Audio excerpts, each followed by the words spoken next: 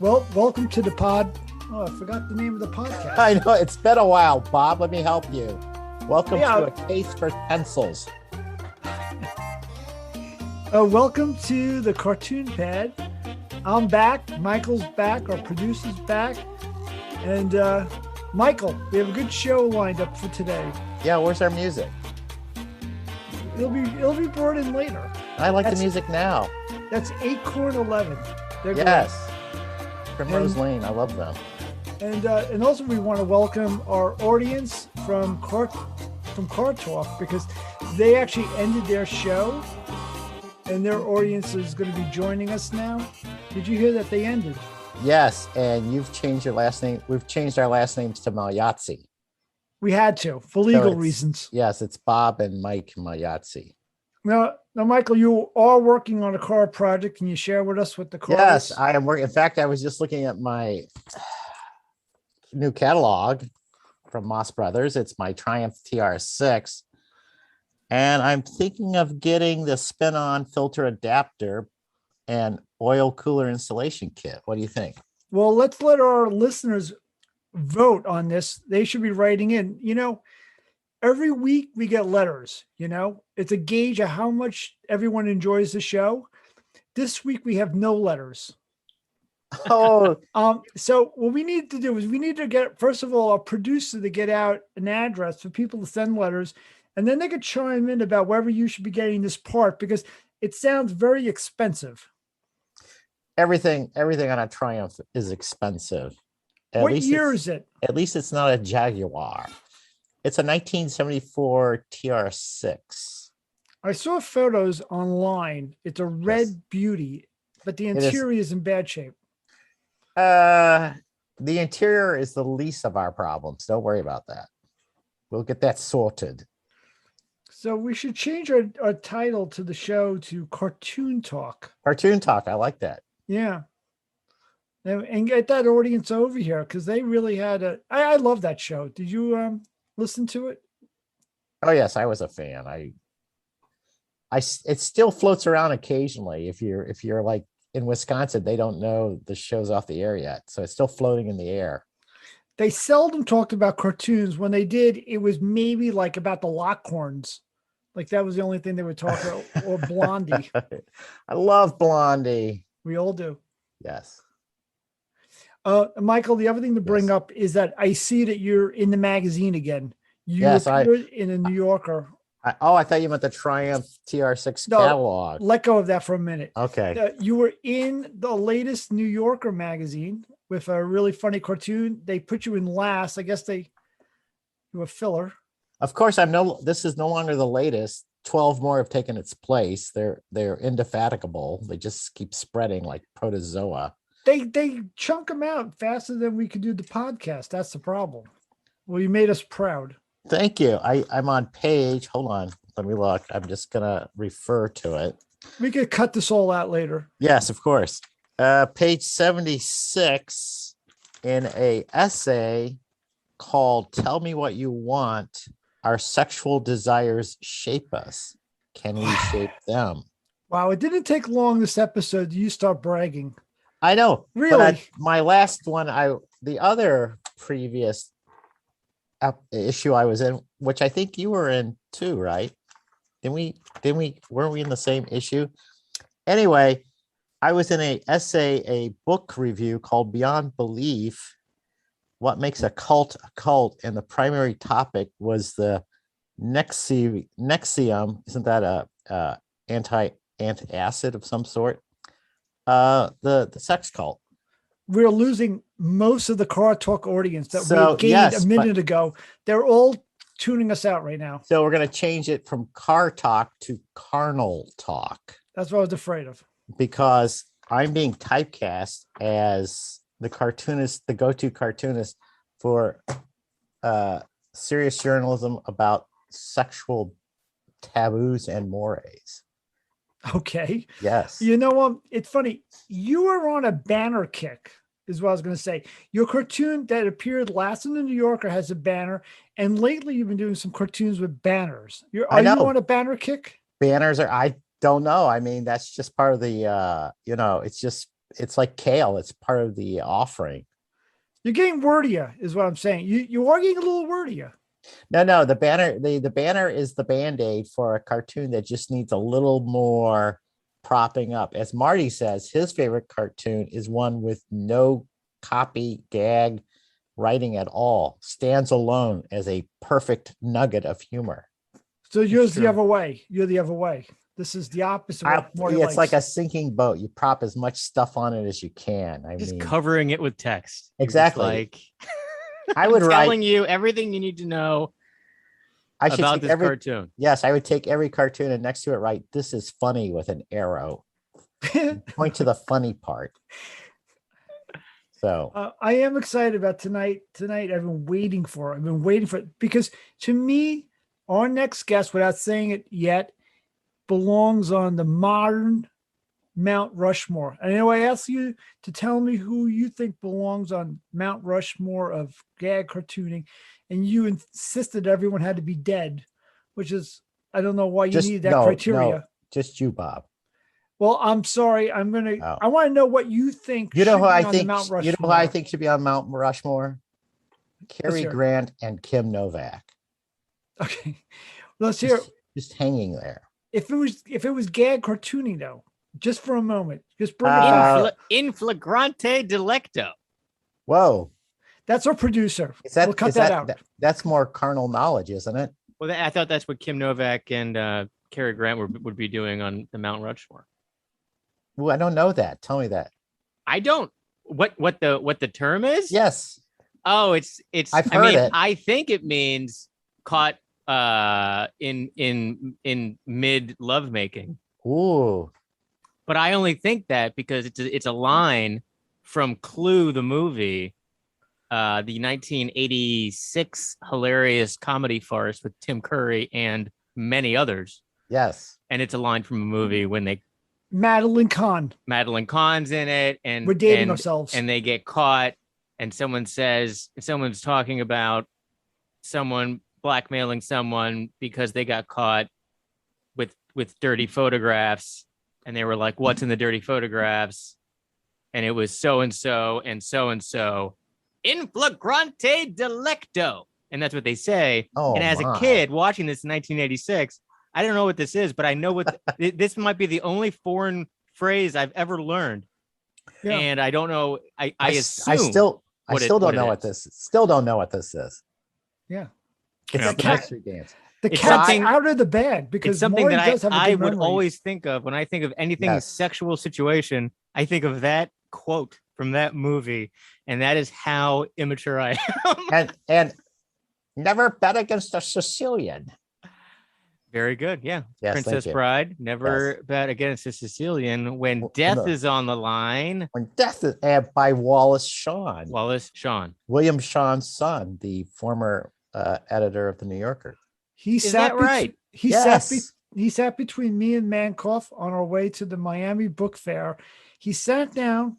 He looked at Bob Mankoff. He looked at me and said, Inconceivable. He did not say that. He did absolutely. He did. Bob told this story last time. I remember. Yeah, it's the only time I met him. He was doing a play with Matthew Broderick in New York City, and it was this play that was it was almost like one of those in the round theaters where the seating is all just on all sides of the area.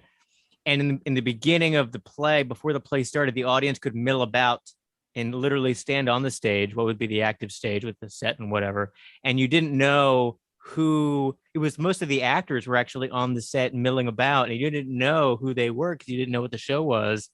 And you're just kind of hanging out. And I was just like Wallace Shawn was just like right there. And he was just chatting with people like it was a cocktail party. And then they were like, oh, places. And then the show started. Was dinner served?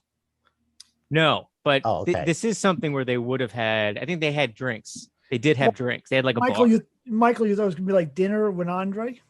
Yes, exactly. Now, Bob's got his great regression of you had some theater event you went to and the cast sat with you, or they drug you up on stage and handed you a banjo. No, very close. But I did go to a play to see Eric Idle in New York City. and nobody showed up but a handful of people. And there was a discussion among the cast right in front of the people who showed up whether or not they were going to continue. And they said, of course, the show must go on, but what we'll Ooh. do is we'll have everyone sit together in this large theater over in the corner, and they performed in a little tiny space off to the side. And he had a whole play and an opening monologue and stuff like that. But it was really an instrumental performance, because the guy sitting next to me was Mike Nichols, who during the play, during the show, was saying to his companion that they were going to talk to Mr. Idol after the show about proposing doing a show called Spamalot. Did they do Sounds like it? a stinker to me. No, it went far. Marty, you'd be wrong. It actually went on to Broadway and bigger things. More like terrible a lot. How I heard long it- has that been waiting in your holster? I heard it Spamalot got- was amazing. I saw Spamalot. My whole family came up. My grandmother came. We all saw Spamalot when it first opened, and it's absolutely marvelous. I heard it That's was what- canned. I heard it was canned by the critics. Was it canned like Spam? Exactly. Shoulder pork and ham. You know, your superstar cartoonist guest has arrived, gentlemen. Oh, let's bring him on. Thank Let's just get God. on. Yeah. Well, let's just start then. Our guest could be one of the faces of the Mount Rushmore of New York, or a cartoonist. He has published over thousands of cartoons, with his perhaps most famous being the one for the famous Seinfeld episode. His work has appeared in many places like Airmail, the Harvard Business Review, Barron's, and books like If Ducks Carried Guns. Hello, Mick Stevens. Hello. Quack, quack. You know, I was trying to get from Michael an answer to Good Who luck would getting be- an answer out of me. yes, who would be on the Mount Rushmore of gag cartoonists? And for me, the golden age of gag cartooning, 1970s, 1980s, New Yorker.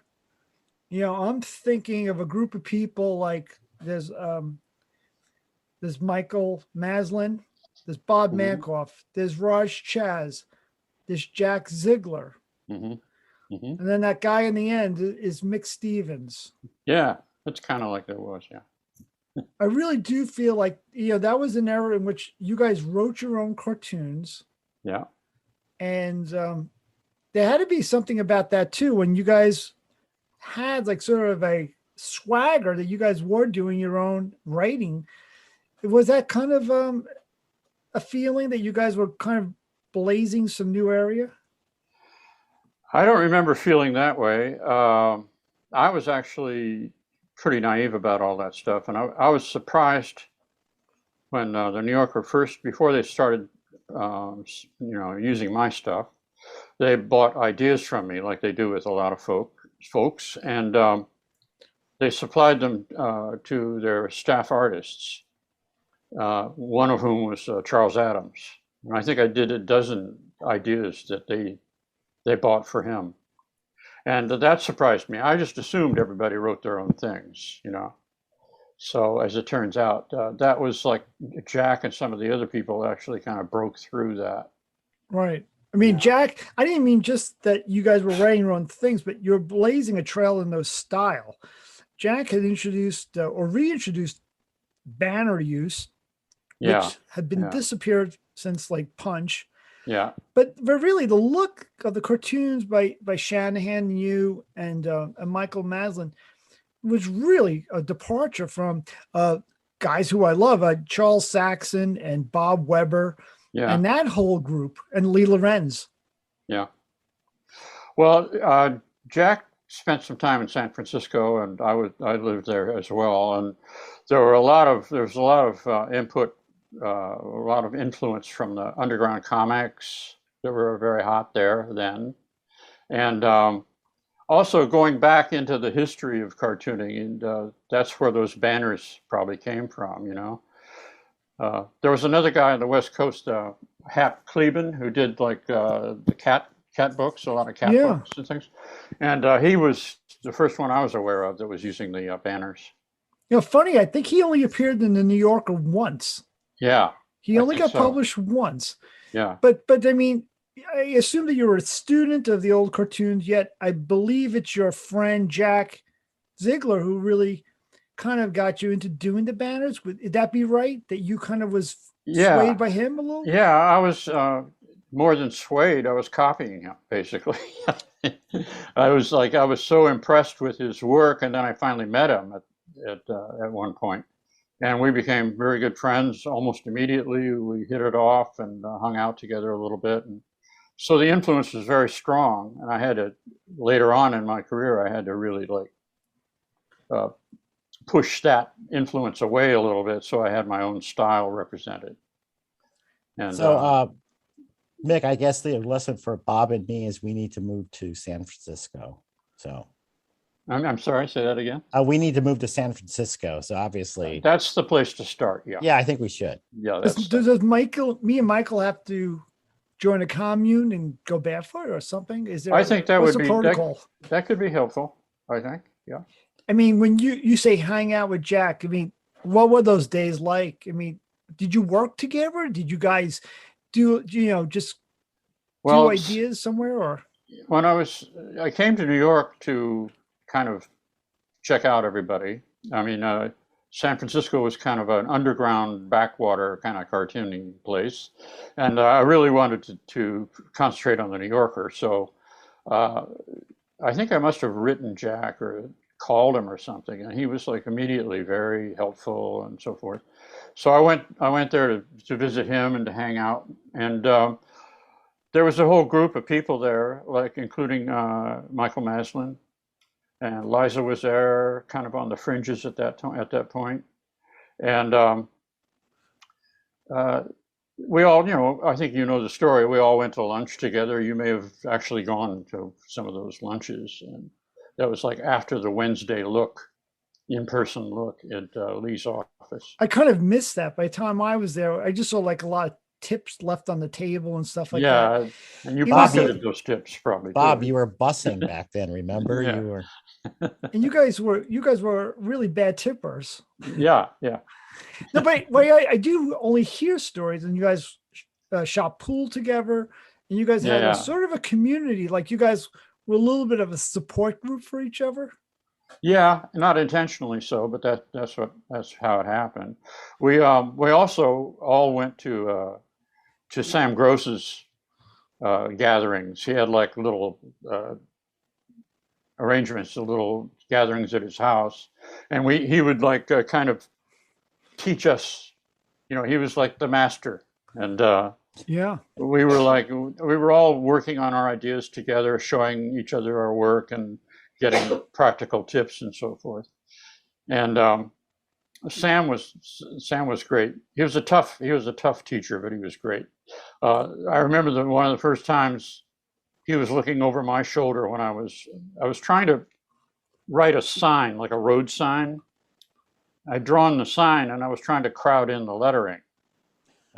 And he said, he says, do the lettering first, you schmuck.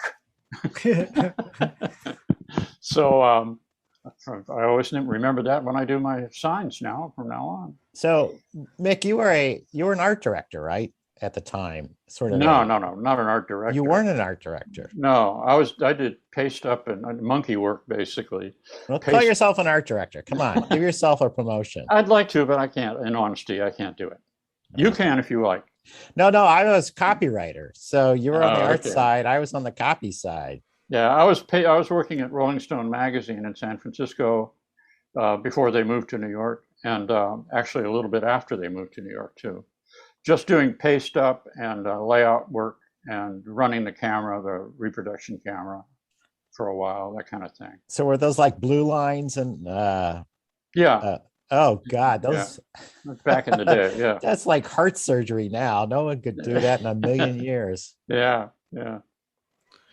Well, Mick, did you quit Rolling Stone after you sold some cartoons, or where was the transition where you said, I'm now a cartoonist? And well, I decided long before that I was a cartoonist, even though I had a lot of other jobs. I insisted on calling myself a cartoonist. When did your tax return tell you were a cartoonist? I don't remember. Yeah, see, Yeah. that's the telling sign. It might have been like in the mid '70s when I actually got a contract at the New Yorker.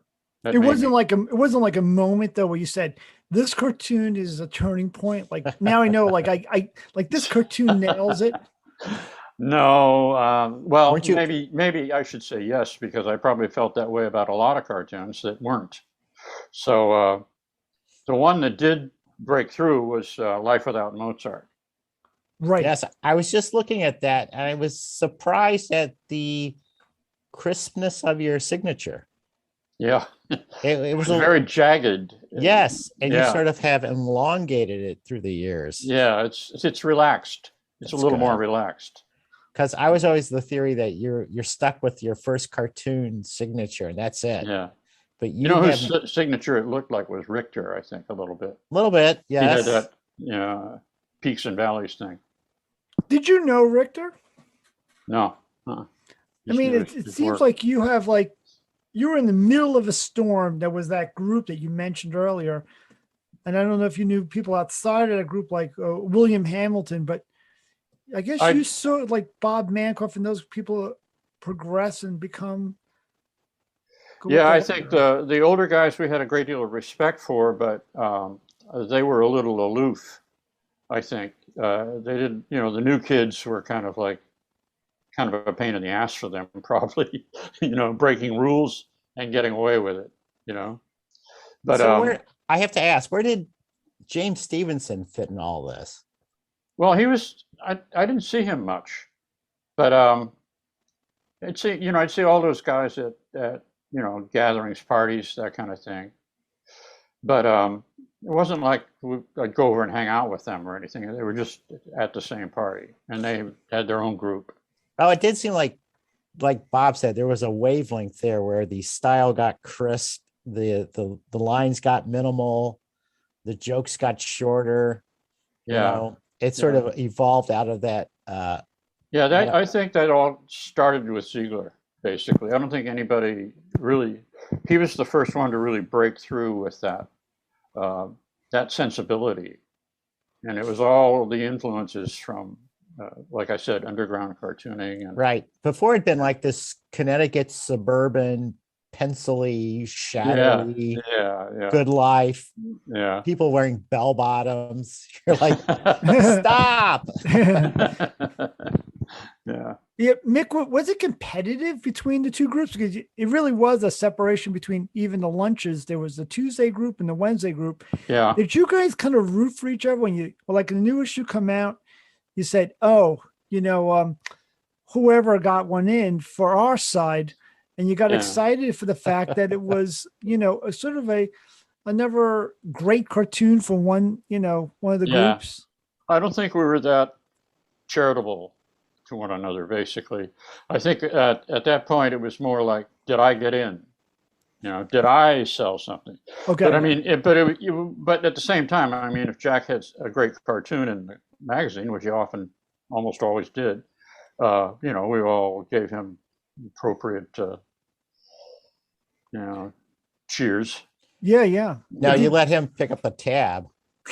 Yeah, it was okay if he picked up the tab. Yeah. Did you guys see each other's batches before you submitted them? Was there any type of transparency like that? There was within that group that I told you about, where we sat around and looked at, worked on stuff together under Sam's watchful eye and a few others. And, we gave each other tips. And, if if you did it this way, it'd be easier, that sort of thing. But as far as like selling, I think there was a little bit of jealousy if you sold and the other folks didn't, or vice versa. And not petty or outright jealousy, but kind of like envy, I guess, more than. Oh, no, we do petty outright jealousy. Don't worry. You do petty outright? Yeah, we're good. Yeah. I'm petty and Bob is outright. Well, it does seem like the stakes are higher. I'm actually, I am happy when Michael sells. I'm actually really excited when he tells me. And then I hang up and then I start smashing it's- things. Well, it's like seeing a carrier pigeon. You can't believe you saw it. No, I feel a tiny bit like I'm a part of it because Michael and me do share some of our ideas sometimes, or I ask him for advice and I lean on him in the same way I had the luxury of you and me talking batches just last night. You and me were sharing. That's a real luxury. I mean, for me, there were people who I were inspired by and was growing up admiring. And then I became to know them. I became friends with them, including Michael Maslin, who's a really good friend, and other people who I really admire. And the funny thing is, when you and I first were in contact with each other, it started off rocky. And I was so upset because I'm like your biggest fan. And you and me had a rocky beginning because I had invited you into my books and you needed to send me over email files. And we were having computer problems. And it's so easy to lose our patience with the computer. And you were sending over files that were getting compressed. And I couldn't use them because they weren't coming out full. And Yeah. I had to keep on asking you. And it was such an inconvenience to you. And you were like, I could tell at your wit's end dealing with me. And somehow I'm so glad we got through that because that would have been painful for me to know that, that we couldn't Yeah. stay So, friends. Mick, how did you get through it? Yeah. Really? I'm still not through it. I really, Yeah, I mean- really bugs me. This guy's. I am not going to sleep tonight, Mick, if you say that. Because looking at your cartoons, it's a pick me up for me. When I get blue and I feel like I'm in a rut, I got like a writer's block. I Google you on Cartoon Stock or the Cartoon Bank, and I go back to your cartoons and I look at the simplicity that you use to get from point A to B in a joke, and I let that sort of guide me. I'll state one cartoon just off the top of my head right now, fast. You have a God talking to Noah, and there's two enormous arcs, and God is saying, "That's not what I said." Yeah. Yeah. Instead of two antlers, it's two arcs. And that's an example of like you boiled it down to a really simple premise. Wait, I don't get it. Michael, I'll explain to you later Wait. with It's diagrams. very deep, Michael. It's extremely deep. So there's two arcs. Yeah. Marty, what do you call it when there's a guy's like a genius and an idiot at the same time? Savant? Savant. No, Yeah, he's a savant. I got it. No, idiot's good. He's special. Okay. I can't tell you, Mick, how many times I've called him a royal pain in the ass. Yeah. That's a sign of low Can growth. yeah. Anyway, so I'm gonna pick for my Mount Rushmore. I am gonna put Virgil Parch on there. Oh yeah, virtual storage. But Yeah. I told Bob I was just gonna stick to dead cartoonists because I think you have to be dead to be on Mount Rushmore. So Yeah, well, sorry. that did bother me when he said that. I thought maybe. So wait, I listened to you talk about you were big into the comic strips as a wee lad. So Yes. I was first introduced to Virgil Parch in the beloved daily single panel Big George. Yeah, I remember that. Yes, and He was I was in wondering- True magazine all the time. Argosy, those old men's magazines. yes, he had that kind of I don't know how you describe it, but it was just tinging toward the boilerplate kind of look. I mean, Yeah, it was a that little. was he was like that he was right there in that generation, like World War II and all that stuff. He had a lot of. I guess he was probably in the service when he drew some of those things, but he had a particular GI Joe kind of character. Yes. So now, what comic strips did you enjoy as a wee lad? I liked all the old comics. I'm not sure I had a real. I didn't get into Peanuts like a lot of people did, Right. but I loved Pogo. I Oh, really? loved Pogo. Yeah, I thought Walt Kelly's stuff was fantabulous. Yeah, and but I was also into Disney, into Mickey Mouse and all that stuff. So Yeah, I heard you applied once. I tried to get a job as an animator. That was a certain, dream of mine. But um, I took a bunch of stuff and I went to Burbank and I started like hitting the. This isn't the story you were hoping to hear. I No, kind of, no, we but hope to hear any story. okay. But Disney had been. I'd been rejected at the age of 11 from the Disney organization. Oh my That was God. it. As a Mouseketeer. Uncle Walt, no. No. Uncle Walt did not like my. He didn't think I had any merit. My drawings, basically, I was copying pictures of Mickey Mouse and Donald Duck and. Isn't every picture of Mickey Mouse a copy of itself anyway? Yeah, When do you draw it any That's the differently? skill. That's what Yeah. should get you a job. I'm sure you had a thin resume though at 11. It didn't go over very well. Apparently, I just got a form letter back, but I took it very personally because I felt like Uncle Walt was like my guy. And I watched him on television, Yes. and Terry, the little kind of fireside kind of thing he had going there, the screen side, thing, where he would like be your friend. He was your friend, and he was Uncle Walt, kindly old Uncle Walt, leading you through the fantasy land and Showing those really awful made for television movies that were Yeah. almost unwatchable. yeah, it was just the animation that I was interested in. But yeah, Can you So, remember when you started noticing the New Yorker magazine? Did you grow up with it? no, I was a West Coast kid. Grew up in Portland, Oregon. My exposure to cartoons in general was, like I said, comic strips and also the men's magazines. Um, and like Virgil Parch and those guys. Virgil Parch is a great artist. I really like his line, And I don't remember exactly when I heard about the New Yorker, but I heard about all the other magazines first. And when I finally decided, I was in the service for a while, and when I got out, I decided I wanted to do magazine cartoons, or just before I got out. And I sent a few things here and there, Saturday Evening Post and Saturday Review, some of those old magazines. And I was probably gun shy about the New Yorker. It's like I didn't feel like I could possibly get into that magazine, so I shot a little, little downwind or something.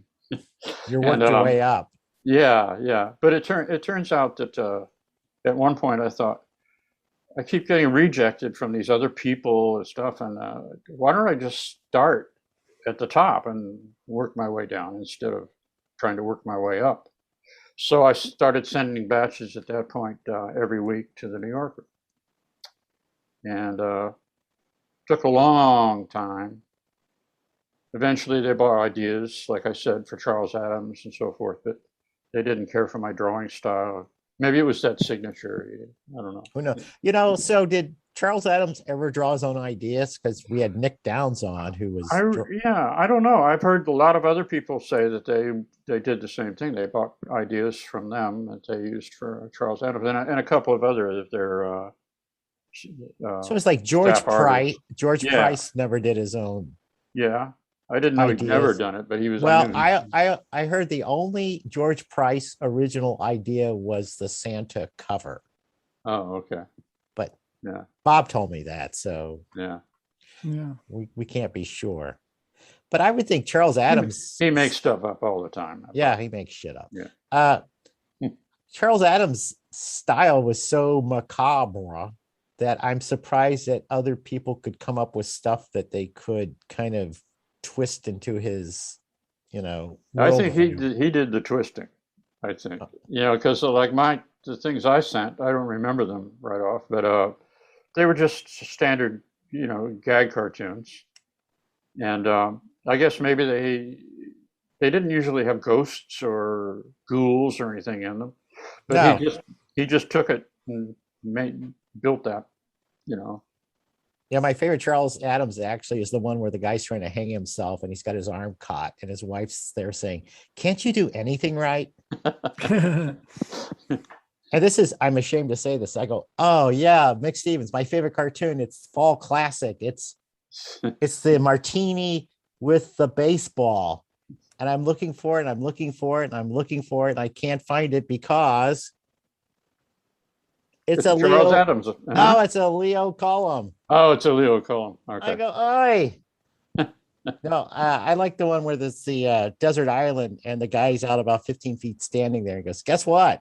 Yeah. Right. That's you. Yep. Yeah. Yeah. Mick, before we go on, Uh-oh. let me ask you, Time- did you Time know, has, sorry, we're lagging. Yeah. You froze there for a minute. well, just leave the room, Michael. Okay. Mick, I want to ask you if you knew Leo Cullum. Not. We weren't like buddies, but I'd see him a lot because he was kind of part of that older group that you were talking about, Weber and those guys, in a certain way. He was a very straight businessman kind of guy. He was a pilot. He was an airline Right. pilot. Yeah, And- he's the and, first one I met when I went to New York. He's the first guy I met. Yeah, he was a pleasant guy and all that, but yeah. he didn't hang out with the pool shooters and beer drinkers. So those were the guys that I ended up after we had our usual lunch, post meeting lunches and so forth.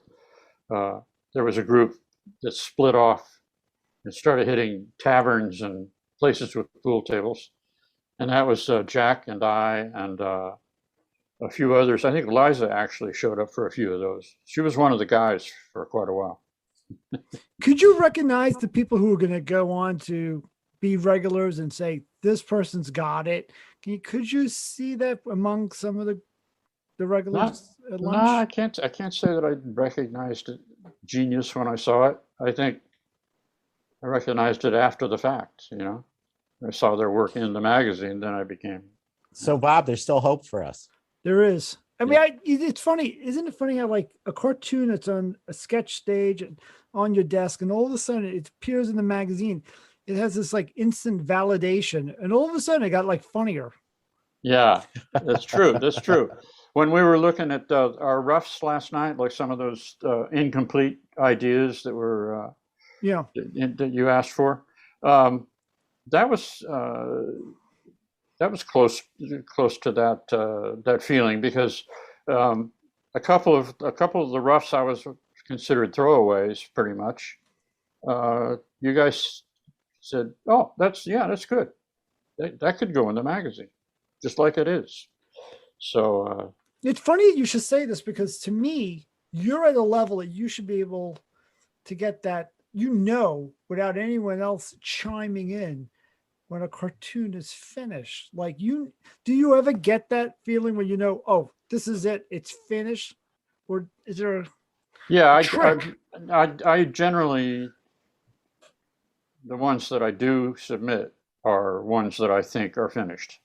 I don't if there's something missing, like a third element or something that it's not quite complete, I hold it back and put it in my germ file. Just go back and look at it another time. Maybe Let it ferment. Maybe it'll come together or something. Well, the thing is, when you do, like when I do, I tend to, as I keep drawing, I tend to take more and more things out. I don't add things. Yeah. So it becomes sparser and sparser to the point that it's blank. Yes. Wait, I already did that one. Never mind. but that's good. I think that's what you're trying to strive for, is getting that economical like message. Yeah. I did a cartoon that I was so excited about, and I showed it to you, and it was crickets. It was the piece where everyone's floating in space.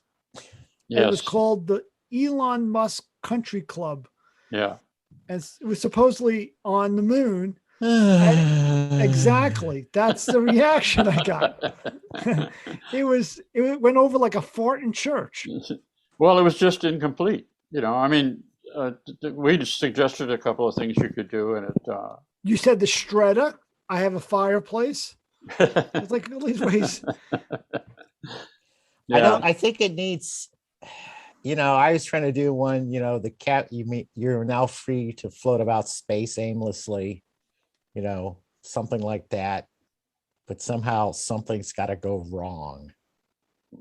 More know. conflict, you mean? Well, just you're up in space. It's nothing's gonna go well up in space. Something's That's gotta yeah.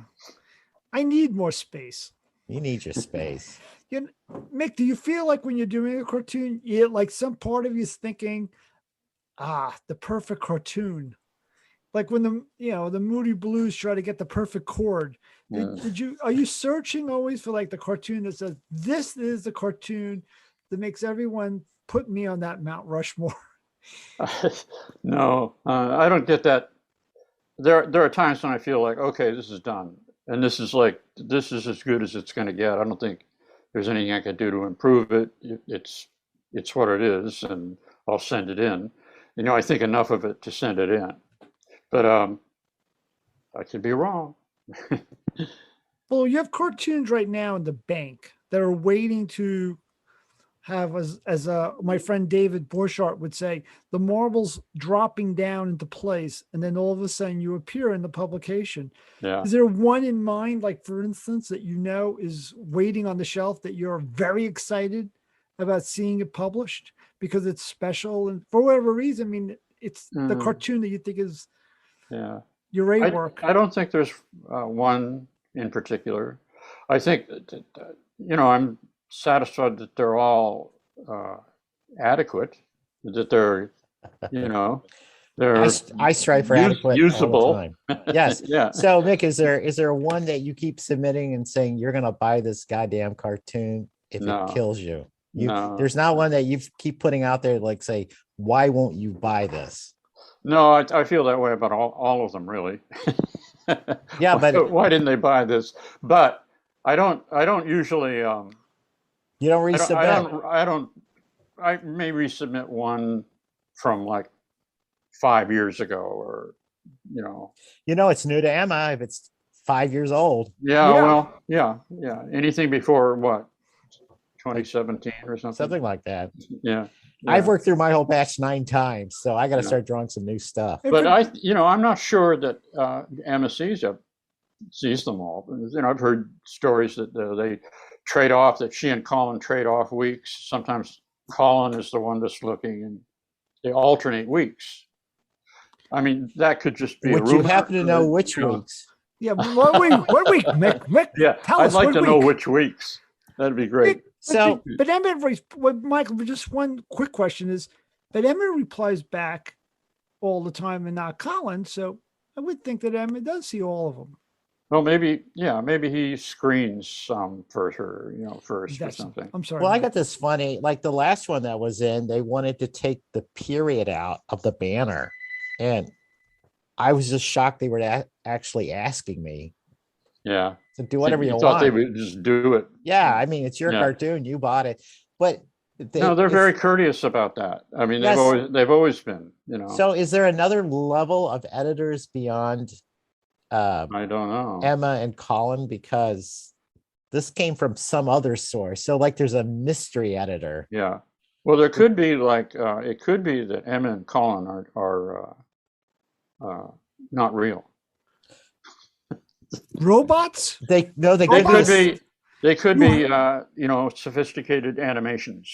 You heard it here first on the Cartoon Pad. They could also be the same person. And they could be the same person. You're right. They could be doppelgangers. Yeah, they could be each other's pets. Anything. I swear, Michael's not real. Michael? I'm a hologram. Michael's he's a figment of my imagination. It's obvious when you look at him. He's a hologram. Yeah. This is real. Yeah. But that's very, very sophisticated hologram, I must say. Thank you. You're welcome. You're much better looking than I thought you were. Just leave it at that. Yeah. I better. With your Yeah. Mick, your approach, it sounds like, is like you're very even keeled. You're not like me heaving into a paper bag on Sunday nights, because you talk about like you don't feel like the sort of sentimental sort of attachment to certain cartoons. You just kind of let them float out there like paper airplanes out your window. Yeah. It's just very healthy. I guess it's Well, survival. it just probably comes from having done it for so long. You know, I mean, I was probably much more. I know I was much more emotionally involved with the cartoons, specific cartoons that I sent. You know, Okay. when they got shot down, I was like deeply hurt. You know, but after a while, it just kind of evens out. It did for me anyway. And I get disappointed, you know, like we all do. It's like, even if they pick one, sometimes it's like, why'd they pick that one? What about this Well, other one in the batch? It was better than that. I remember your dream goal back when I encountered you at the Algonquin was to sell all 10 sell the entire batch. Sell the entire batch. Did Have you you ever done that? No. there? Has anybody done that? Maybe if your batch is one cartoon. Yeah. I've heard stories of who sold the most in one batch, and I remember this was the discussion at lunch once, Uh-huh. and somebody was saying that the most sold was I won't say who it was, but someone was saying that they sold such and such, and then one of Bob's assistants stood up and said, "No, I've sold more than that. I've sold 5 cartoons in one batch of 10 in 1 week." Bob's assist. That would be Farley. It was not Forley. Ooh, that would be Was it Mr. Marshall Cannon. Hopkins? Was No, It it? was Zach. It was Zach Cannon. Keenan. Yes. It was It was Zach. Zach Keenan. Oh. Yeah. Yeah. Who said And look what happened to him. Yeah, he wound up just doing nothing on TV, right? I know. He's Yeah. got his own show and a talk show host, and I believe he's doing the Olympics. Yeah, that's right. It's kind of tragic because he had a really good career in cartooning. You know. Yeah, cartooning, and he's not doing any of the caption contest cartoons. He's doing the Olympics and things like that. Yeah. It's So sad. Mick, Just a waste of talent, really. I know who won your caption contest. I didn't see. It was the I was listening. I was just today. I was going to listen to the podcast. yes, that discussed that. the And lovely Beth Lawler. thank you. Yeah, the Beth Yes. Lawler. But I actually happened on it by accident because I saw PC Vey was being interviewed again, and I really like PC Vey, so I was listening to that, and then it led into a discussion of the caption contest cartoon that I did, but I didn't finish listening to it. Mick, are you close with Peter? I used to hear from Peter a lot, and we lost such it because of the pandemic. But he's a really nice guy, and he has an interesting track to where he is now. His whole start was very slow. Actually, he was pretty insecure, like a lot of us, and he would call me. I think this was in the 90s, maybe.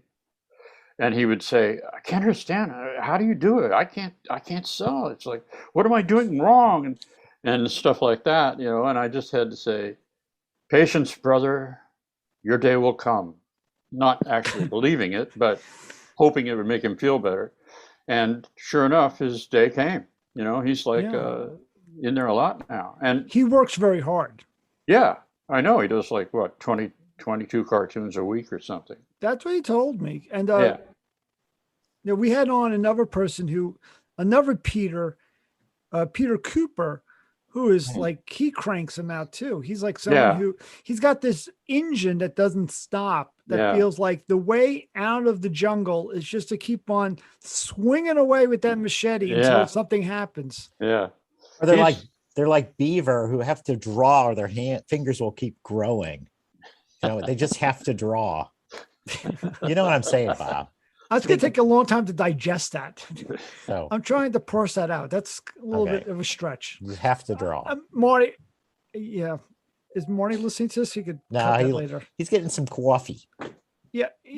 Mickey, I always looked at the New Yorker. For me, as someone like you, you've had, longer sensibility. You know what to see down the future. For me, though, it was like that Humphrey Bogart movie, African Queen, and you're stuck in the reeds, and you don't know how close the ocean is.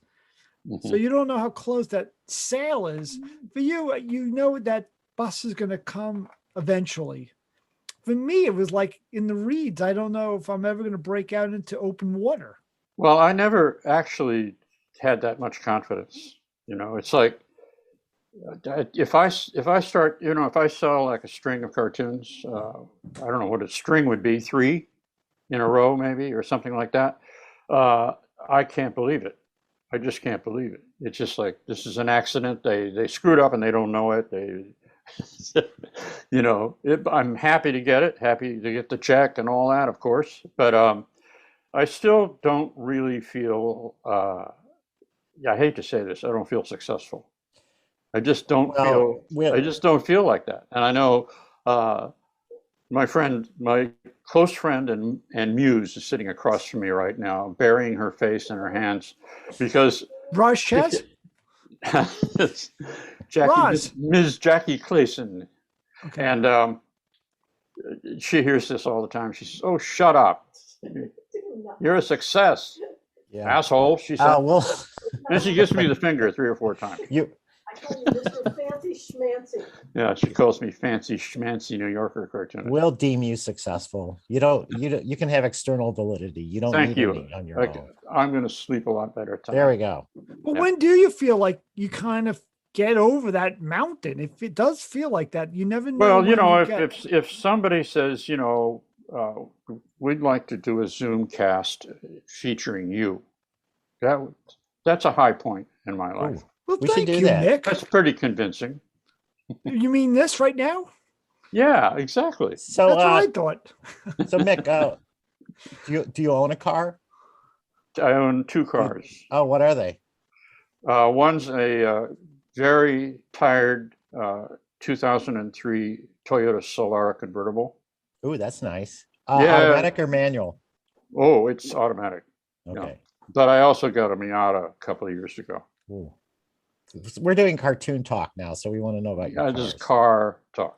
Yeah, that just ended. Car talk ended, and we are now. A lot of that audience has folded in and listening in to you, waiting for you to talk about your 2 cars. Oh, well, I guess that means we should have another Zoom cast just for those folks. I don't know if we go that far, but we're going to talk cars. Yeah. Do you have a car? I have a Mini Cooper 2012, and I have a 2008 Lexus. Don't talk about them. Nice. All right. No, if you want me to, I'll tell you all about it. My Mini Cooper is the love of my life. It has a 1950 German steering wheel lever. I have the whole interior refitted retro. It's old fashioned with the large dials. And I got to send you photographs. When are we going to go? I didn't know this, Bob. Yeah, it's really something. And how often is it in the shop? Yes. And not at your house? Would you say 300 out of 365 days a year it's being repaired in some way? A rose has thorns. Yeah. Everything of beauty like this, at this level, you're going to have a yin and a yang. And that's just the way it is. And the funny thing is, I drive a Fiat, and it's on the road more than the Mini Cooper. Well, figure that one out. What kind of Fiat? Allegedly. It's a 500X. Is it a box? No, it's the new larger. It's from the Stellantis motor group now. Okay.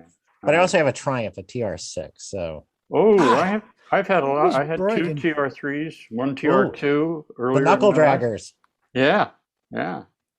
Can we Austin Healey? Oh, you've had a few. Yeah, that's why I'm one of those guys that likes Miatas. You know what that Austin Healey would be worth now. I don't want to think about what those cars might be worth now, but I'd like to introduce our producer's car to the mix here. Marty, what's your driving? Our next caller's Marty. You know what I grew up with? My dad has had in our garage since before I was born. He got it in California, and then I was born when they moved cross country to Mystic, Connecticut. My entire life in the garage has been a Austin Healey 106, Yeah. 1957, manual, obviously, silver, blue. Yes. Oh, I had that two-tone thing. That's great. Yeah. So it's are a great you? car. I have Yeah. a Are you photo in- of me sitting. It's only I've driven it one time. It has been non-driving for the majority of my life. Yeah. Finally got it running when I was in high school. I took it out to impress a girl. It died very soon after getting it down the driveway. I had to push it back into the garage. Yeah. It They didn't were impress anything. troublesome cars even when they were new. You know, they would break down quite a bit. But we loved them anyway. They're cool little cars. But Yeah. it doesn't have totally impractical. It doesn't have roll-up windows. It Yeah. doesn't have windows. It has No, it had side those curtains, side curtains plastic side curtains. that slide on in that bracket on the Yeah, it's like so not what. It's not a car for any place that ever rains or ever Yeah. gets cold Yeah. or Yeah. ever has stuff on the street. Like Yeah. it rides so low to the ground, you feel every possible That's right. thing on the ground Yeah. hits the bottom of the car. Especially the Healy. Yeah, But it just the drags. other cars weren't as low, like the TRs and stuff. So that's why the British like their beer warm, because Lucas made refrigerators. Okay. Yeah. That's right. car talk, everybody. Yeah. Mick, how many cartoons have you done with clowns stepping out of a Volkswagen? Not one. It's my favorite cartoon I've done. I did a cartoon with all these clowns just squeezing in, but outside are a row of clowns 6 feet apart wearing masks, keeping 6 feet apart. No one would buy that cartoon. Oh God. Uh, let's talk about our wins. Yes. Exactly. Mick, what's on the agenda for you? Do you have anything that you could share coming up? Any projects that are outside of the New Yorker cartoons? No. Have you wanted to do a book? We talked a little bit at the Miami Book Fair. You came Yeah. and visited me.